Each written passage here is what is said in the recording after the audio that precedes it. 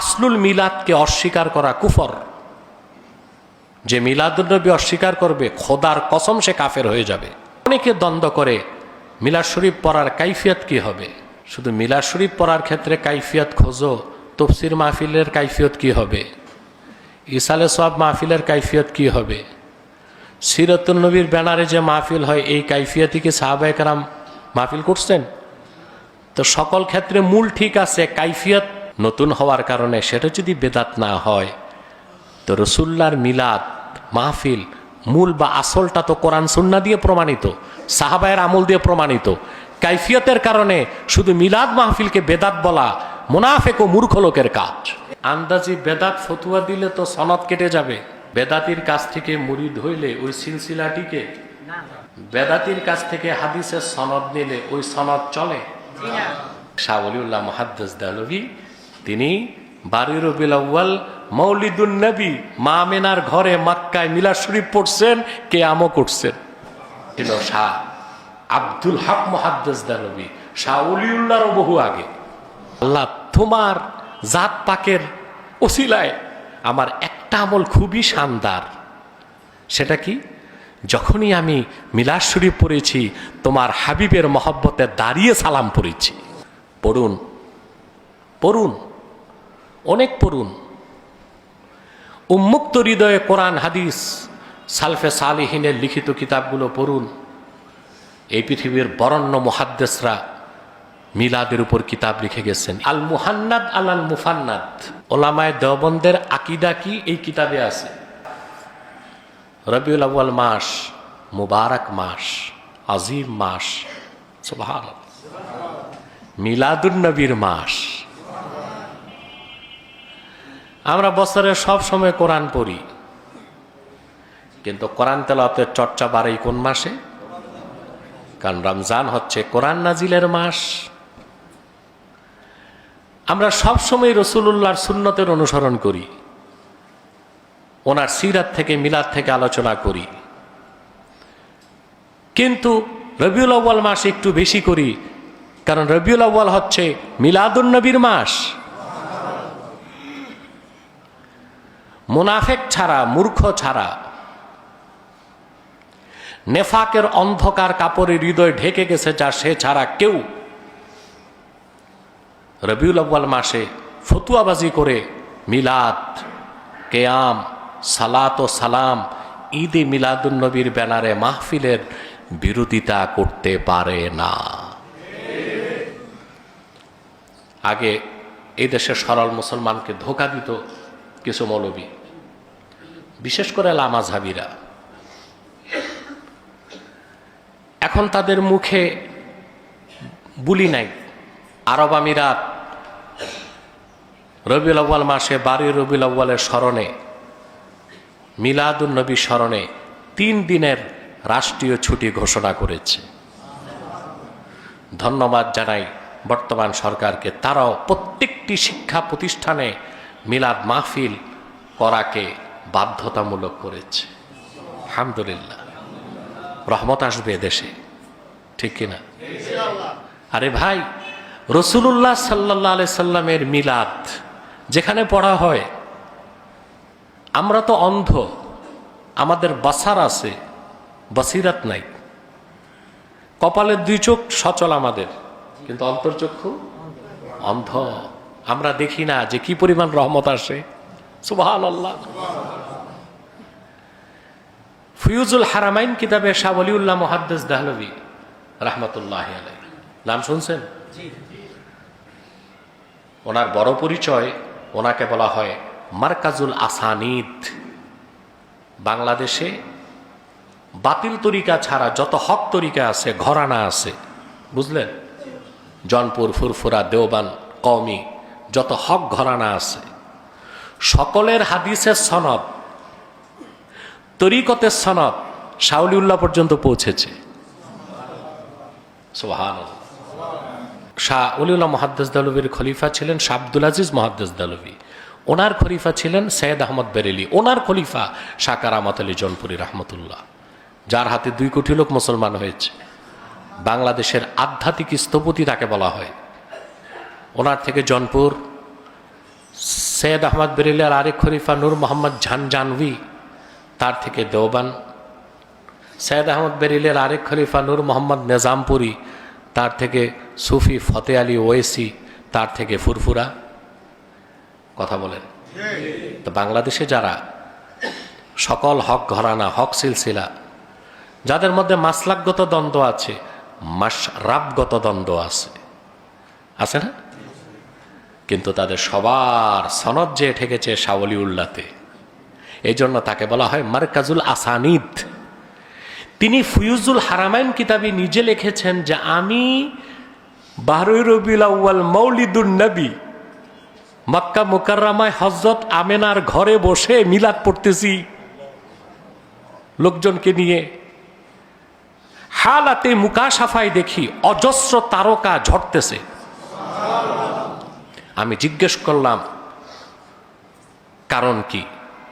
জবাব পেলাম কাশফের মাধ্যমে, রাসূলুল্লাহ সাল্লাল্লাহু আলাইহি সাল্লামের মিলাদ পড়ার বরকতে অগণিত ফেরেশতা রহমতের নামতেছে। তিনি বলেন আমি আর বসে থাকতে পারলাম না, দাঁড়িয়ে আল্লাহর হাবিবের কদমে সালাম পাঠানো শুরু করলাম। তাহলে আপনি বেদাত বলবেন, বুঝে শুনে বলতেছেন? আন্দাজি বেদাত ফতুয়া দিলে তো সনদ কেটে যাবে। সনদ বেদাতির কাছ থেকে মুরিদ হইলে ওই সিলসিলাটিকে, কথা বলে, বেদাতির কাছ থেকে হাদিসের সনদ নিলে ওই সনদ চলে? তো শাহ ওলিউল্লাহ মুহাদ্দিস দেহলভী তিনি 12 রবিউল আউয়াল মৌলিদুন নবী মা আমেনার ঘরে মক্কায় মিলাদ শরীফ পড়ছেন, কিয়ামও করছেন।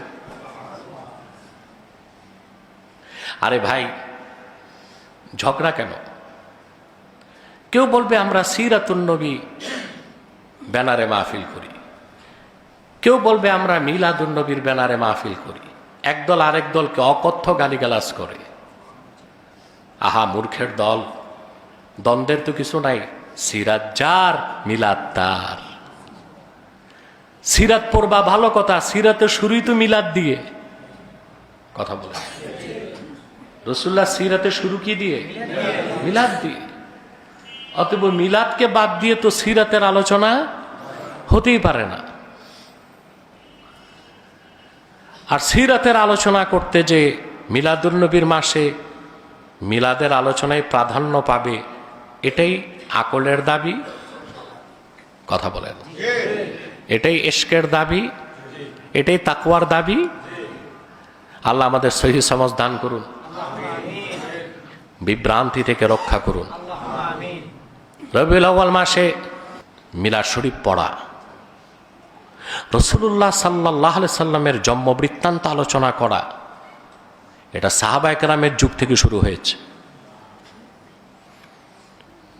আসলুল মিলাদকে অস্বীকার করা কুফর। যে মিলাদুন নবী অস্বীকার করবে, খোদার কসম সে কাফের হয়ে যাবে। অনেকে দ্বন্দ্ব করে মিলাদ শরীফ পড়ার কাইফিয়ত কি হবে। কাইফিয়ত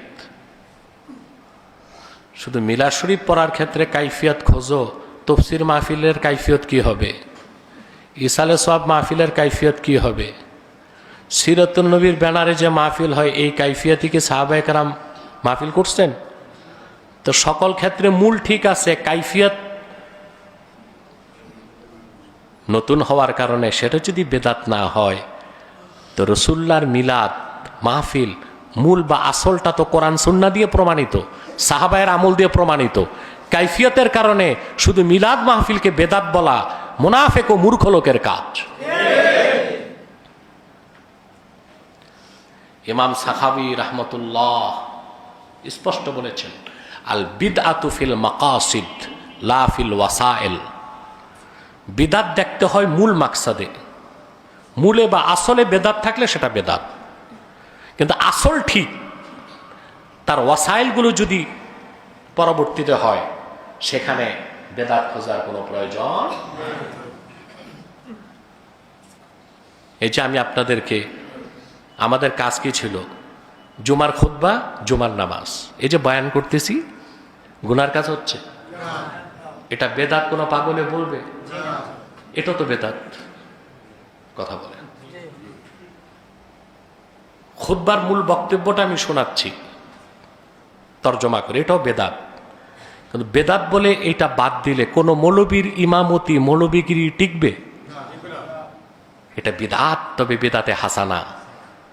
এটার আসলটা কোরআন সুন্নাহ দিয়ে প্রমাণিত, কাইফিয়াতটা নতুন। কথা বুঝতে নাই? রাসূলুল্লাহ সাল্লাল্লাহু আলাইহি ওয়াসাল্লামের মিলাদ পড়া বাএসে রাহমাত,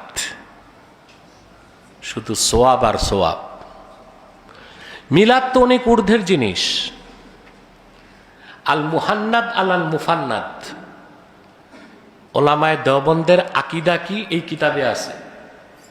আল মুহান্নাদ আল মুফান্নাদ, এই কিতাবের মধ্যে লেখক লিখেছেন, আরে মিলাদুন নবীর মাহফিল আলোচনা তো অনেক ঊর্ধ্বে।